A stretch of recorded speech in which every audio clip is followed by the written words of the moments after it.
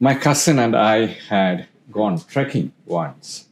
We had heard of a waterfall a few miles inside the forest, and we almost got lost in the forest.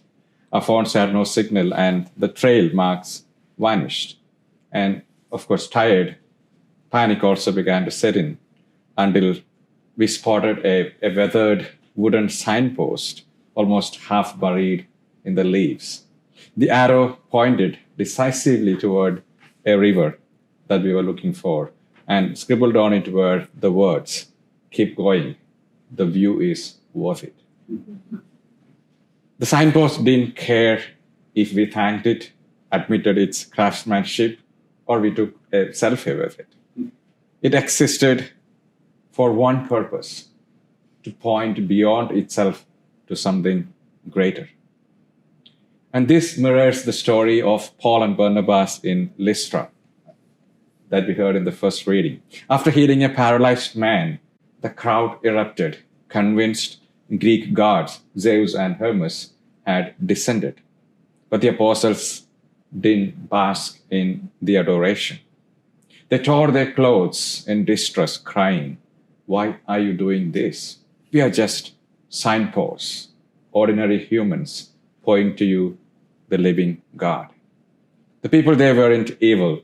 They were spiritually disoriented. Their myths told of gods visiting in disguise, so they defaulted to familiar explanations. Yet Paul and Barnabas knew accepting worship wouldn't just be arrogant, it would obscure their path to God. Instead, they used their moment of fame to redirect glory. Turn from these empty things to the living God, they urged them. Imagine a lighthouse demanding applause for its beams instead of guiding ships to the shore. Absurd, right? Yet we often mirror this, maybe a leader claiming sole credit for the team's success, or artists boasting self-made talent, or influencers clinging to titles like indispensable. Contrast this with maybe Abraham's unnamed servant in the book of Genesis, tasked with finding a job of finding Isaac a wife. He journeyed to a foreign land, prayed for guidance, and executed a flawless plan. When Rebekah's family praised him, he refused any credit. He said, "The Lord has guided me." He remains unnamed in the story because he was a signpost, not the subject, not the hero. King Saul's story once of the opposite trajectory. He began as a humble signpost, but became a monument to his own ego.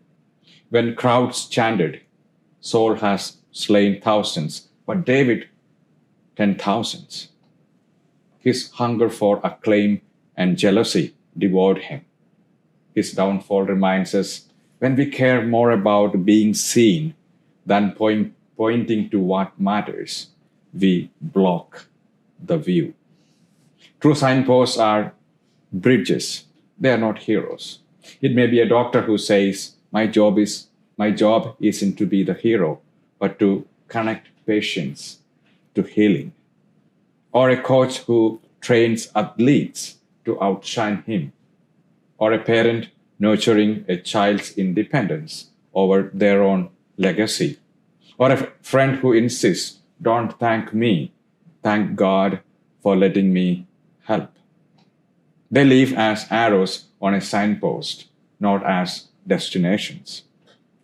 Here is our challenge today. Live like that arrow on a trail. When praise comes, say, "Keep going." When admiration flares, whisper, "The best is yet to come." Because the world doesn't need more celebrities or influencers. It needs signposts. People who know their role.